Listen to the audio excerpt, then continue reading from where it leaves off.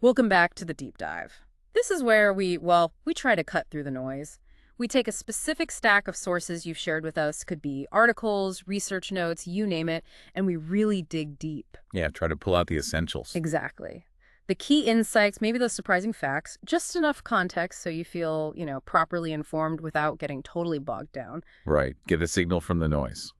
Today, our mission, if you will, is to unpack this really multifaceted, deeply important relationship between India and Myanmar. It's a complex one. Totally. And we've got some fascinating material here. It covers, well, everything from ancient history and pretty intricate security dynamics. Trade links, those difficult social issues. Right. So what can looking really closely at the specific pair, India and Myanmar, tell us about geopolitics generally, about, being neighbors, and maybe about the tough choices nations sometimes face? Yeah, what are the core things to grasp? Let's dive in and see what's truly important to understand. Okay, let's get into it. When you talk India and Myanmar, you absolutely have to start with the history. The roots, they run incredibly deep, much, much further back than the modern states we know today. And our source material really emphasizes this right from the start. It highlights that massive cultural link. Buddhism. Exactly. I mean, think about this. The connection goes way back, possibly, to the time of Gautama Buddha himself. Wow. Yeah, legend has it, or the sources mention, he sent two of his first disciples to Pusa and Balika with, believe it or not, 8 strands of his hair. 8 strands of hair. To the region we now call Myanmar, Oh, to no. spread his teachings. And they're credited with establishing a major pagoda there, which is now the famous Shwedagon Pagoda in Yangon. That's incredible. So right from the founder. And later, you have Emperor Ashoka, a huge figure in Indian history. Mm-hmm. He also dispatched Buddhist missionaries to Burma. So we're talking about cultural exchange that goes back centuries, millennia even. The source material even points to deeper, sort of ancient links, suggesting some populations in Burma might have origins tracing back to India's Gangetic Valley. That's what it suggests, yeah. And it even mentions something quite specific, the use of Indian royal titles, like Hari Vikramaditya, Surya Vikramaditya. Right. Within the Byu dynasty, way back in the 17th century, it shows that influence was, well, pretty deeply embedded. It's fascinating how those ancient cultural, maybe even population flows created this connection long before we thought about modern borders. Absolutely. And then layered on top of that, you get the colonial era, which added another, well, complicated link. Both became British colonies. Right. And there's this rather striking, almost symmetrical historical echo the source points out. What's that? The British exiled Bahadur Shah Zafar, the last Mughal emperor of India. They exiled him to Yangon. Okay. And at the same time, they exiled the last Kanbong king of Myanmar to Ratnagiri in India. It's this weird parallel fate imposed by the same colonial power. That is a surprising detail. A kind of shared experience being on the receiving end of colonial power, leading to those, symmetrical exiles. So we move from ancient ties, shared colonial history, to the modern diplomatic relationship. The formal starting point, the source notes, is the 1951 Treaty of Friendship. That treaty is, technically the foundation on paper, but the source suggests something a bit unexpected. That the real groundwork for modern Indo-Myanmar relations might have been, surprisingly, laid during Rajiv Gandhi's visit in 1987. 1987, under No Win. That seems counterintuitive. It does, given the political climate then. But that's the point the source makes, perhaps highlighting an early emergence of pragmatism even then. Speaking of No Win, the source definitely highlights the early challenges under his regime. After he seized power, he implemented these really drastic nationalization policies. Which had a profound and, frankly, very difficult impact on the large Indian diaspora in Myanmar. Right. The source reminds us the British brought many Indians over, especially as plantation workers. Exactly. And Nguyen's policies led to significant discrimination against this community. A huge number of them were basically forced to leave. And his economic policies, well, they weren't much better. They plunged the country into a really deep economic crisis. So a period of pretty strained ties, economic hardship. But then came a crucial shift, didn't it, in 1988? Right. Nguyen resigned in 88, Yeah. and this paved the way for a referendum on introducing multi-party democracy, which then led to the 1990 general elections. Elections where, and the source is quite clear on this, the ruling military junta, the State Law and Order Restoration Council, or SLOC as it was known, As always here. they declared up front that these elections were solely for drafting a new constitution, not for an immediate handover of power. And this is where that fundamental tension, between democratic hopes and the military's grip on power just became undeniable. The National League for Democracy, the NLD, Led by Aung San Suu Kyi. right, they won an overwhelming majority. A landslide, really. Something like 392 out of 485 seats. Huge mandate. Massive. While the military's proxy party, the National Unity Party, got very few. So based on this clear popular mandate, the NLD demanded an immediate transfer of power. Which SLOC, sticking to what they said before the election. Refused. Exactly. This created a direct confrontation. The source highlights India's historical support for the NLD for those democratic aspirations in Myanmar. And then Aung San Suu Kyi was placed under house arrest. By the junta, yes. And the source connects SLOC's actions and China's support for SLOC at that specific time. It points to those external influences shaping Myanmar's internal dynamics very early on. So a period of democratic hope dashed, political crackdown, external powers getting involved. But despite all that, the source notes a kind of revival in the relationship with India, starting around post-1992. Yeah, that's flagged as a significant turning point in India's policy approach. After 92, Myanmar did begin moving cautiously towards a more open economy. It joined ASEAN, it ended martial law in many areas. And crucially, it started reviving its relations with India. The source notes that from about 1993 onwards, Indo-Myanmar relations, despite the continued dominance of the military and its aligned party, the Union Solidarity and Development Party, the USDP, right. relations still managed to prosper in certain areas. And Myanmar's importance to India got a major boost, didn't it, with the launch of India's Look East policy after the Cold War, that big strategic shift for India. Absolutely. And the source points out that when Thein Sein's government initiated those steps towards democracy in 2011, the relationship really gained some momentum. Right. You saw that flurry of high-level visits then. Thein Sein came to India in 2011. Aung San Suu Kyi visited India in 2012 after her release. And then Indian Prime Minister Manmohan Singh went to Myanmar later in 2012. Those visits sound like they were pretty crucial. Getting security cooperation, developmental aid back on track after that period of relative distance. Seemed that way. And then in 2016, the NLD won again, with Akshin Kayal becoming president. The source makes it crystal clear why Myanmar is deemed, quote, extremely important to India. Why exactly? Well, it's a combination of, first, inescapable geography, and second, vital security considerations. Okay.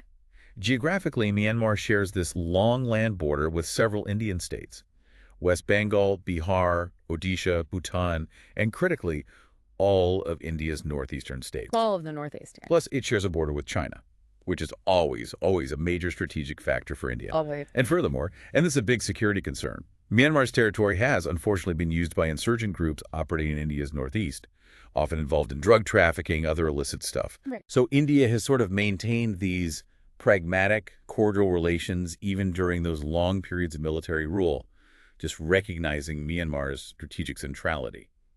The source explicitly states Myanmar is a focal point for India's current strategic framework, the Act East policy. Right. Act East. That's the kind of upgraded version of Look East, more emphasis on concrete action deliverables. Precisely.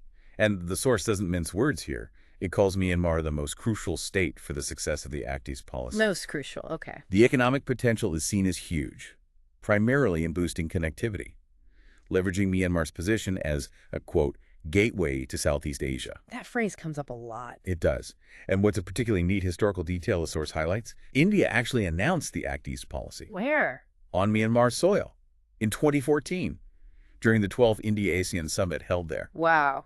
That's more than just symbolic, isn't it? That really underscores Myanmar's foundational role in that whole policy vision. It really does. So under Act East, the focus is leveraging geography for connectivity, sure. But it's not just about roads and ports. The source points to specific actions related to security and cultural ties, too. Okay, like what?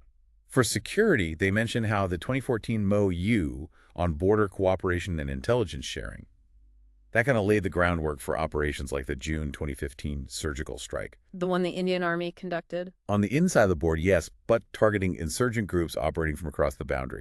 So using that cooperation framework. And culturally? Continuing to leverage Buddhism, promoting the Buddhist circuit for tourism, jobs, connecting back to those really ancient ties we started with Brings it full circle, in a way. in a tangible way, yeah. However, the source also notes that actually implementing these ambitions faces practical challenges.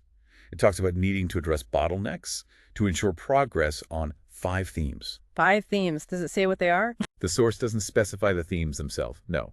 But the point is, there are these identified areas that need a concerted push to actually get them moving on the ground.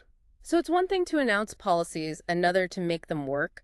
The source mentions a specific need for, like, a greater presence of Indian financial institutions in Myanmar. Yes, to support the Indian private sector. Those companies looking to invest do business there. It's crucial for facilitating trade and investment flows. Makes sense. The source also highlights the importance of engaging through those sub-regional groupings. Mekong-Ganga Cooperation, IMSTEC. BIMSTEC, right, Bay of Bengal Initiative. For multi-sectoral technical and economic cooperation, and DCIM Bangladesh, China, India, Myanmar Forum, using these platforms to enhance cooperation across different sectors. And leveraging the diaspora again. Interestingly, yes. It points to leveraging the Indian diaspora as a resource to strengthen cooperation within these frameworks, too. Okay, moving from broad policy and economics, let's drill down into the border issues and security dynamics. The source covers this in quite a bit of detail. We mentioned the shared land and maritime borders. Extensive borders. And since the 1990s, you've seen this growing strategic proximity between China and Myanmar, which adds a significant geopolitical layer for India to constantly consider. Right. Now, Myanmar's own security focus historically has been dominated by internal matters. Ethnic conflicts, interstate strife, maybe more than purely international issues. And the military, the Tatmadaw, has held significant power and, frankly, societal legitimacy in Myanmar for decades. And India really woke up to the security significance after Lookies started. Began to grasp the full implications more acutely then, yes, after starting to implement the Lookies policy. Which brings us squarely to the China factor. That rising Chinese presence in Myanmar, a major concern for India. A huge concern. The source mentions China's increasing naval activity, port construction efforts in Myanmar, which fuels India's long-standing fear of strategic encirclement. The string of pearls idea? That kind of thinking, yeah. And this fear has been a major driver for India, wanting to deepen security cooperation with Myanmar. But what's really interesting, and the source points this out, it's not just India pushing. Exactly. From Myanmar's perspective, their increasingly deep ties with China actually prompted them to seek diversification. It became strategically necessary, you could argue, for Myanmar to try and balance China's dominating influence by looking towards other major powers, including India. So it's a two-way street, driven by different but maybe complementary strategic needs. That adds a critical layer of nuance, yeah. It's not just India's agendas, it's also part of Myanmar's own strategic calculation to maintain some degree of autonomy, some balance of power in its neighborhood. So how has this security cooperation actually manifested? What are the concrete steps, according to the source? It's been a gradual buildup over the years. There was that 1994 Memorandum of Understanding in Hou on maintenance and tranquility in the border areas, basically aimed at keeping the shared frontier peaceful. There's been regular cooperation on counterinsurgency efforts, frequent interactions between the army chiefs of both countries. Right. A more significant step, maybe, was the 2006 MOU on intelligence sharing and training, where India specifically offered to train Myanmar's military personnel. That's quite direct cooperation. It is. And that was followed by a 2010 Mutual Legal Assistance Treaty, MLA, to help with legal cooperation on criminal matters. Then a joint working group on terrorism was set up in 2012. And the 2014 MOU on border cooperation further solidified these efforts.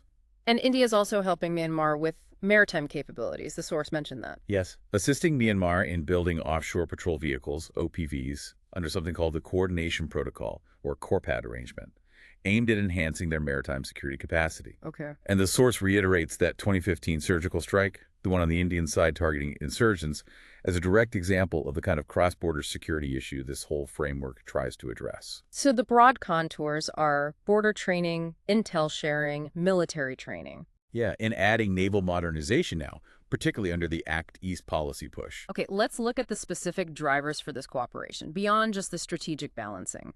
The source explicitly names insurgency in India's northeastern states as a primary one. Oh, absolutely. This is a long-standing, deeply embedded issue. The source points out something interesting. India actually provided Myanmar with 6 Dakota aircrafts way back in 1950. 1950. Yeah, to help them fight their own insurgencies back then. It just shows how interconnected these internal security problems have been for decades. Wow. And insurgent groups targeting India continue to operate across that border today. That 1994 agreement on peace and tranquility, it was specifically aimed at facilitating cooperation against these groups.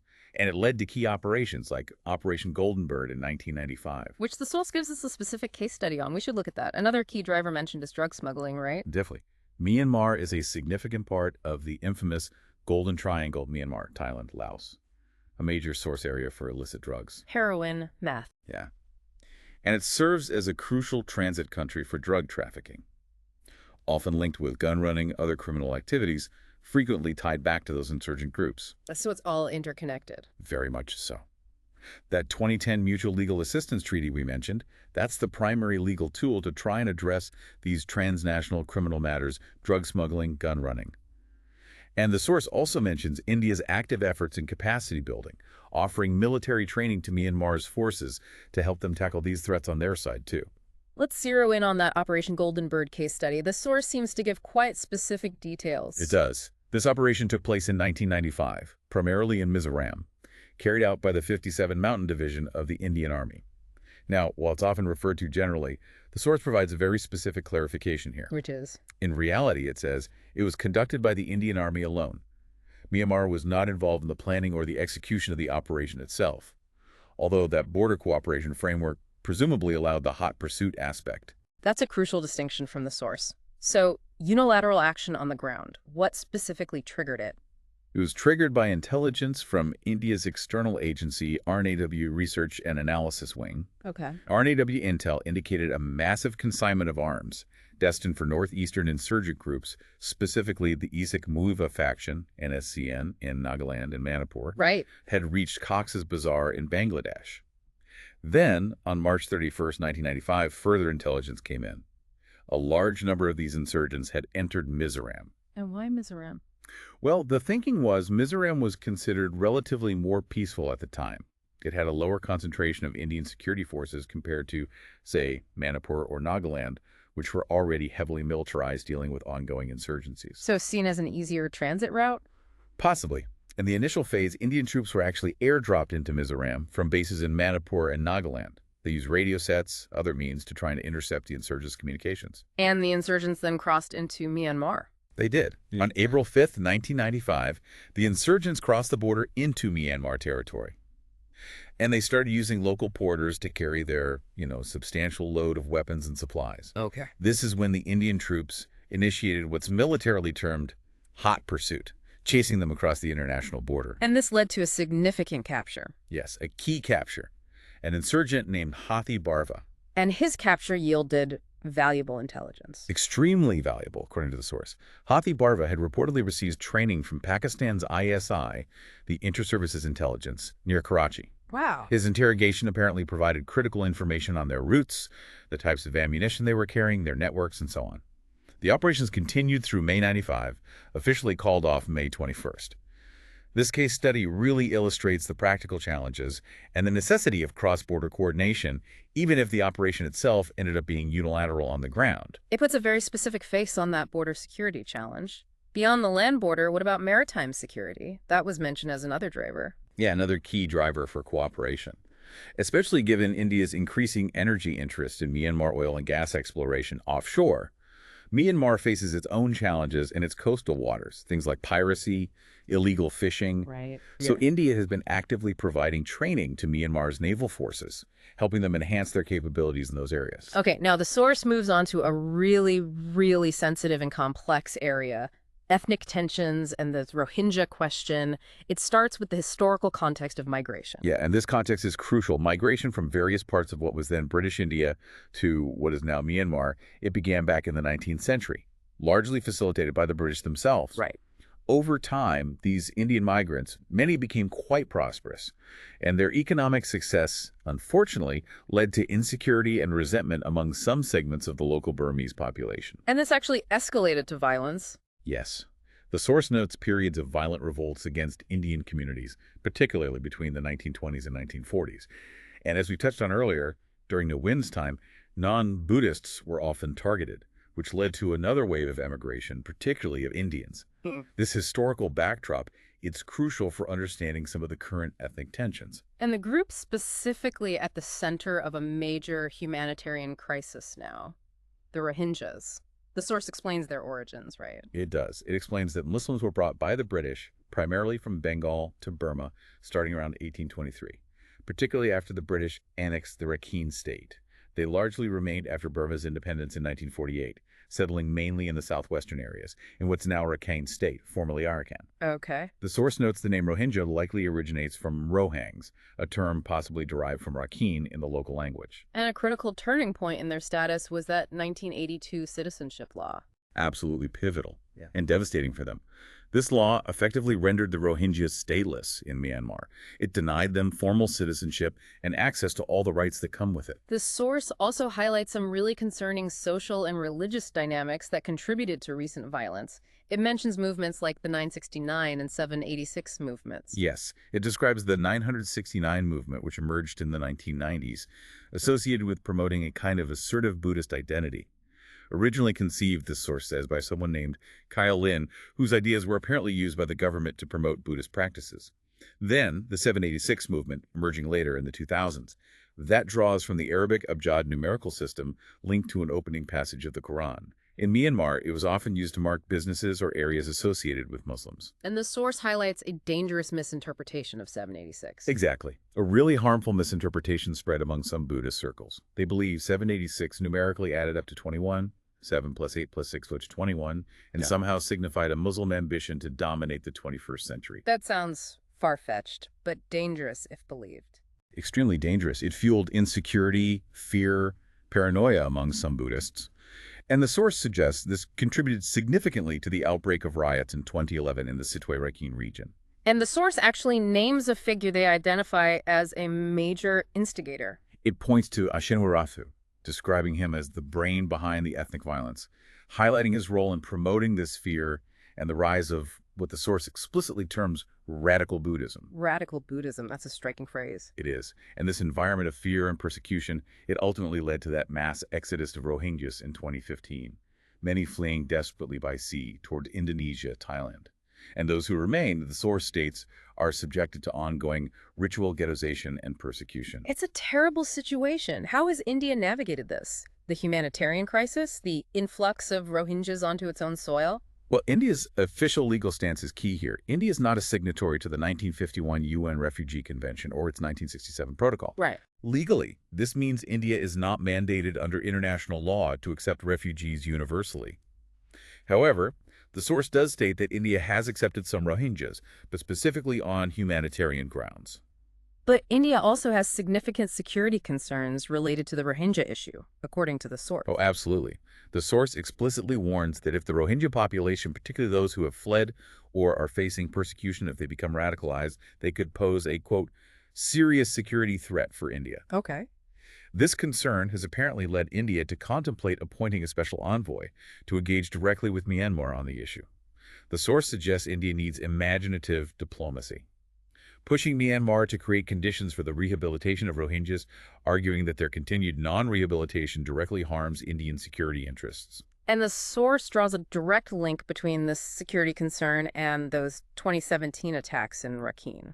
Yes, it does. It notes that the Rohingya extremist group, Haraka al-Yaqin Hai, targeted military posts in Rakhine State in September 2017, and this happened just before the Indian Prime Minister's visit to Myanmar. Timing seems significant. And here's where the source presents some very specific and, frankly, quite alarming intelligence details attributed to RNAW. What does that intelligence claim? According to the source material, RNAW intelligence suggests that Pakistan's ISI has infiltrated Hay and is using these groups to destabilize the region. ISI involvement. That's the claim cited.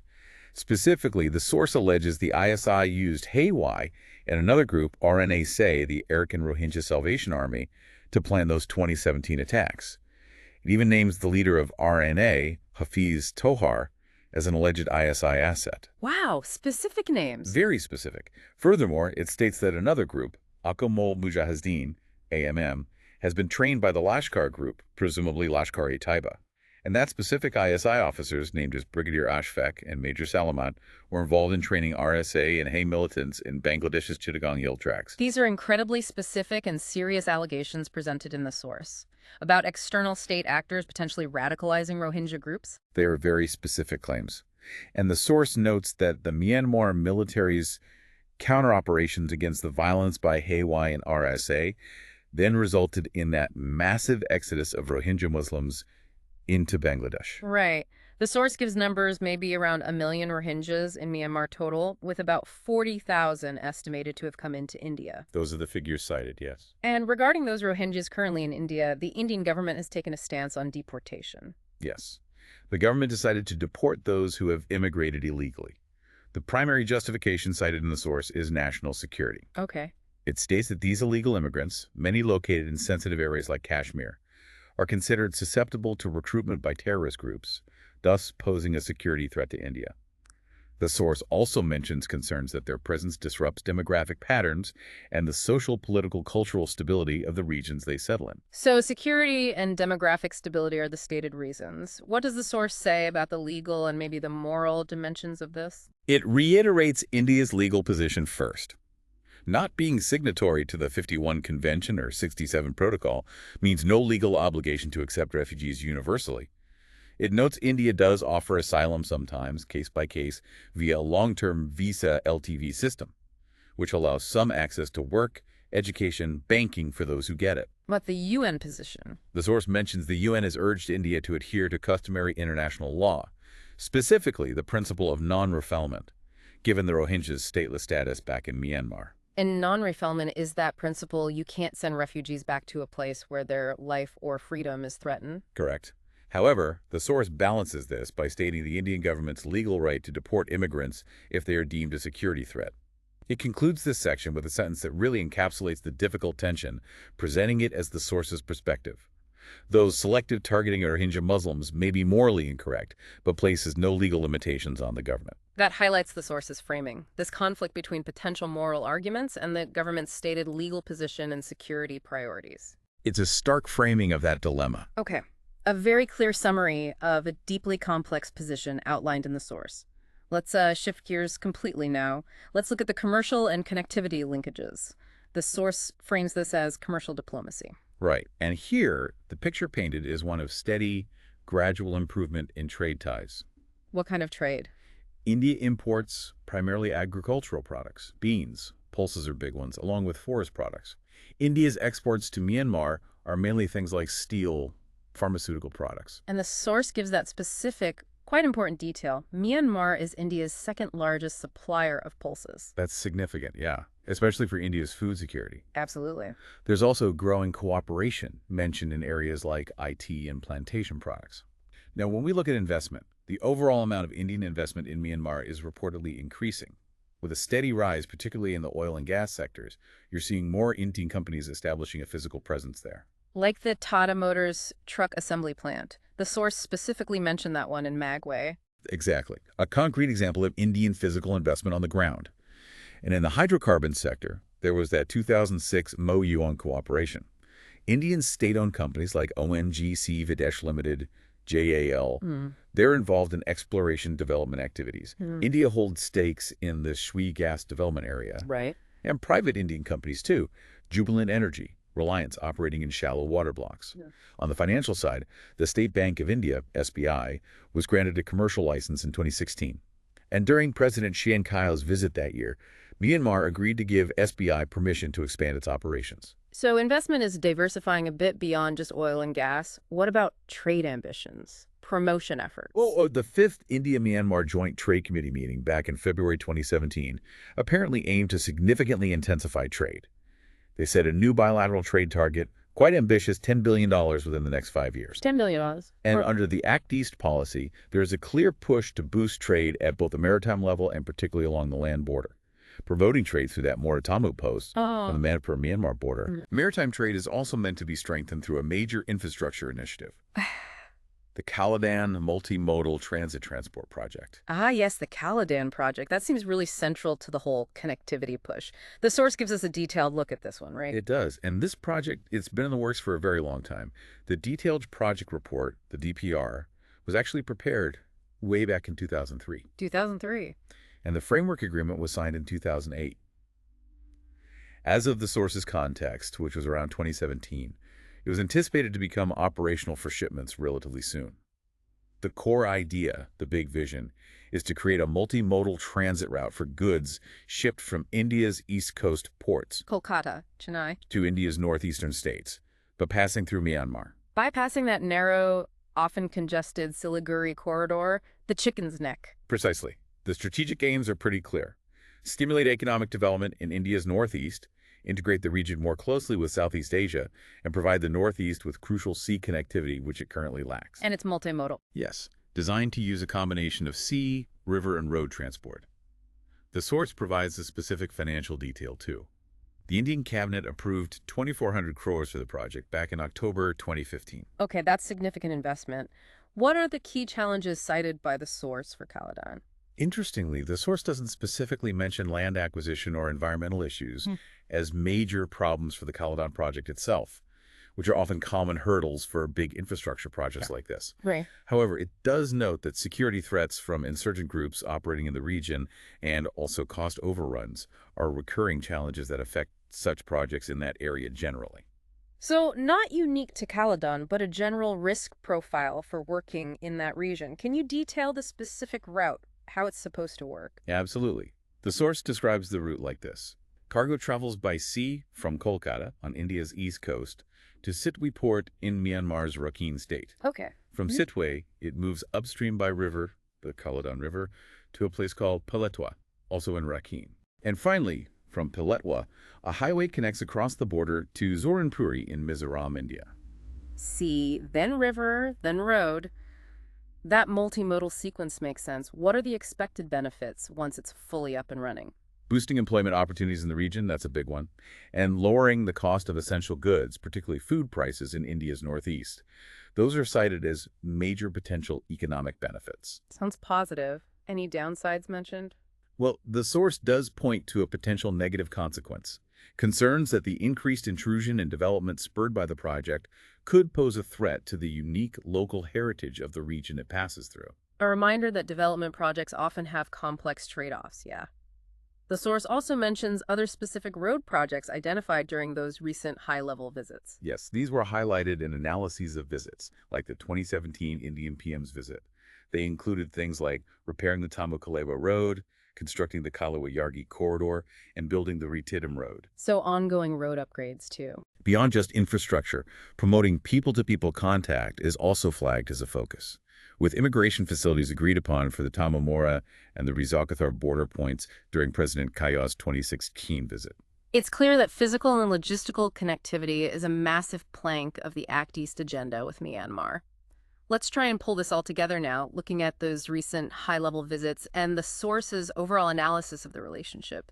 There's been quite a bit of diplomatic activity, hasn't there? A significant amount, yeah. The source lists numerous visits in just a few years. Myanmar's vice president in Jan 2015, the foreign minister in June 2015, President Yuach Kinkaya in August 2016. Right. State Councilor Aung San Suu Kyi in October 2016, she attended the BRICS BIMSTEC summit in Goa, India. And the Indian Prime Minister visiting Myanmar in November 2014 and again in September 2017. A lot of FaceTime. Definitely. And these visits consistently featured affirmations of India's commitment, supporting Myanmar's economic and social development, strengthening cooperation in key identified areas. And these weren't just symbolic handshakes, right? They identified and formalized cooperation in a whole range of new areas. What were some of those? They were quite diverse, actually. Discussions covered things like constructing LPG terminals, potential railway cooperation, further engagement in the petroleum sector. There was agreement on establishing a seed production center specifically for pulses. Ah, connecting back to the trade importance. Exactly. A pilot project on LED-based lighting was decided upon, indicating cooperation on energy efficiency. New areas of security cooperation included police training and cybersecurity. Those were highlighted in both the 2016 and 2017 visits. Police training and cybersec, okay. India also offered training assistance to Myanmar's diplomats. And numerous MOUs were signed across different sectors: insurance, power sector cooperation, banking supervision. And specific health sector projects were identified too. Yes. Plans were mentioned to upgrade the Yangon Children's Hospital and Sitwe General Hospital, and for India to provide modern medical equipment. That was noted during President Tsingtao's 2016 visit. Enhancing IT skills and vocational training was also a recurring point in both the 2016 and 2017 visits. Lots of practical stuff. Yeah, and Myanmar agreed to a special contract for supplying pulses during Tsingtao's visit. Meetings on bridge construction, renewable energy, traditional medicines were also signed then. And the 2017 PM visit saw some particularly significant security agreements, didn't it? It did. A maritime security agreement was signed. That included provisions for sharing non-classified merchant ship data and India providing a coastal surveillance system to Myanmar. Okay, that's quite tangible. Also signed was an anti-terror pact aimed at broadening the bilateral security partnership overall, which seems particularly relevant given all the discussion around insurgency and the Rohingya issue's security dimensions.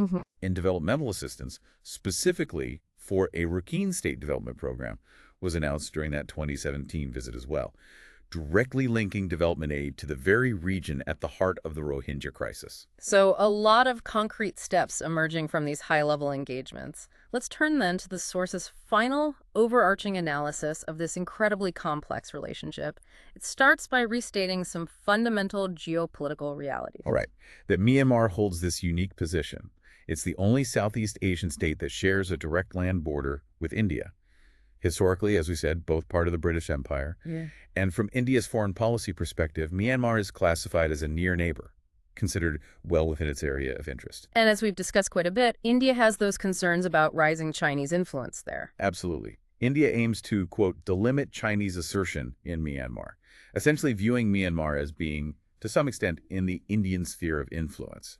The source notes that India bases this claim partly on its historical support for democracy in Myanmar, going back to the 1980s. However, the source adds a crucial critical qualification here. Which is? To lay the foundation for political reform, and more pragmatically, to just engage with the actual power structure in Myanmar. India felt it had to support the military junta from the early 21st century onwards. That pragmatic turn. And this strategic choice led to criticism, didn't it? Particularly from within Myanmar, according to the source. It did. The source presents the perspective of some Burmese scholars. They believe that India's strategy ultimately became unsuccessful in challenging rising Chinese influence, precisely because of its decision to support the junta. How so? This support, they argue, caused India to lose significant goodwill among the general Burmese population, who saw India, essentially, siding with their oppressors. That's a powerful critique presented by the source, that the pragmatism might have actually undermined India's long-term influence and soft power. That's the argument presented. And the source describes India's current influence as being, quote, missing in the two camps within Myanmar. Missing in two camps, what does that mean? This is a key point in the source's analysis. It identifies two main political camps in Myanmar. One is the democracy camp, largely supported by ethnic minorities, and also by Western countries like the USA, Japan, South Korea. The other camp is the China-dominated camp, centered around the Tatmadaw, the Myanmar military. Okay. And the source argues India lacks significant influence in either of these camps currently. But India historically supported the democracy camp, right? Even if pragmatically engaging the military later. It did favor that camp, yes. But even there, the source notes a disconnect. It states that the views of the reformists hardly match with India on certain key issues. Like what? Give me an example. The source gives the example of drug trafficking across the border, which India views obviously as a major security threat. But it's reportedly seen by some reformists or groups aligned with them as an income source for certain communities or regions. Ah, a fundamental difference in perspective, even among potential allies. Highlighting a real challenge, yeah. Tracing that historical drift again. The source reminds us, India and Burma gained independence almost simultaneously. 47, 48, initially had close ties, non-alignment. But the drift started as the military consolidated power in Myanmar. The source mentions it was aggravated by something called the Chettiar community issue in 1988. It doesn't detail the issue itself, just notes it as a factor contributing to the strain then. Okay. Then came that major turning point, the 88-88 revolt, August 8, 1988. That widespread pro-democracy uprising led in part by Aung San Suu Kyi. The military junta responded by violently crushing the protests and, of course, rejecting the results of the 1990 election later. And India's stance shifted then, at least initially, condemning the junta. Yes, in 1992, India took a stronger position, condemned human rights violations, supported a UN resolution to that effect. However, The source argues that in the 1990s, under the early phases of the Look East policy, India actually neglected Myanmar somewhat, Neglected. prioritizing engagement and trade with the more economically dynamic Asian tigers, Thailand, Malaysia, Singapore. Myanmar wasn't the focus then. Okay. And by the late 1990s, the policy towards the junta seemed to soften again, more pragmatic. That's the source's analysis, yeah. From 1998 onwards, particularly under the Vajpayee government, India began to downplay support for the reformists as an international issue, framed it more as an internal matter for Myanmar to deal with. And crucially, India started offering arms deals to the junta. Right. Engaging the military directly. This engagement with the military regime continued under the subsequent UPA government, too. The source points to the 2007 Saffron Revolution, those democratic protests led by monks, which were again brutally suppressed by the junta. A tragic event. Yet in 2010, India hosted the junta leader, then Shui, offered financial assistance. In 2011, during Thein Sein's visit, India extended that significant $500 million line of credit. This whole historical sequence, it just highlights that consistent tension in India's policy between stated democratic ideals and pragmatic engagement with whoever held power in Myanmar. And despite all the talk about connectivity over the years, the source suggests that for a long time, it really was just talk. Historically, yes, mostly talk. The source notes that since the British colonial era, that whole region along the India-Myanmar border lacked significant road and rail infrastructure.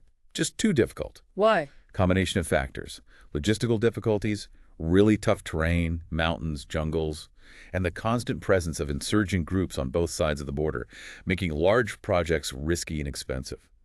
So, for many years, discussions about connectivity during bilateral visits remained, quote, merely rhetorical, according to the source, didn't lead to substantial projects actually happening on the ground. Which brings us back to that post-2011 shift and the potential now for real change, real connectivity. The source sees Thein Sein's government deciding in 2011 to open up, to initiate global engagement. That's viewed as a significant opportunity for India. How? Because this opening up could potentially lead to a gradual lessening of Myanmar's overwhelming dependence on China as it actively seeks new partners, new friends. India, recognizing this shift, has actively decided since 2011 to seize this opportunity, to rebuild and deepen ties. And as part of the Act East policy, India is now actively investing in establishing that physical connectivity, finally acting on the rhetoric, recognizing Myanmar's critical role as that bridge to Southeast Asia. And Myanmar itself seems engaged in this really delicate balancing act, doesn't it? Between China, the West, other countries like India. Absolutely. It's a constant balancing act for them. Post-2011, Western countries did improve relations with Myanmar as it opened up. But China, simultaneously, continued to enhance its strategic presence, expand its reach, including via Myanmar towards the Indian Ocean. Right. The source suggests that by the early 2000s, Myanmar's leadership realized their engagement with China had become maybe dangerously deep. They felt they needed to diversify their foreign relations to break the ice with the West. Under Thein Sein, Myanmar became, for a time, a kind of new darling of the Western states, as it deliberately sought to lessen its dependence on China by engaging more with countries like Singapore, India, Vietnam, Thailand, Malaysia. And the USA's interest in Myanmar is framed in terms of counterbalancing China, right? Yes. The source notes that deeper U.S. engagement with Myanmar aligns with America's broader strategy of checking China's rising influence in the region. The source also mentions a specific and quite concerning counter-tactic attributed to China. What's that? Allegedly supporting the United Wa State Army, the UWSA, a powerful ethnic armed group with arms and ammunition to fight against the Myanmar government itself. Wow. Undermining the state while engaging it. It highlights the complex, sometimes covert ways external powers can exert influence. The source concludes this point by speculating that the future trajectory will heavily depend on how the U.S.-Myanmar relationship evolves, and whether the U.S. might eventually provide significant military support to Myanmar to help it counter Chinese pressure. A big question mark there. Finally, let's connect back to insurgency, but through this wider geopolitical lens. The China connection again. It's a long-standing link, unfortunately. The source notes that after the 1962 Sino-Indian conflict, the Chinese state provided direct support, including training to Mizo and Naga rebels operating against India in the northeast. Directly supporting rebels against India. That's the historical claim cited, aimed at keeping India preoccupied internally, bogged down.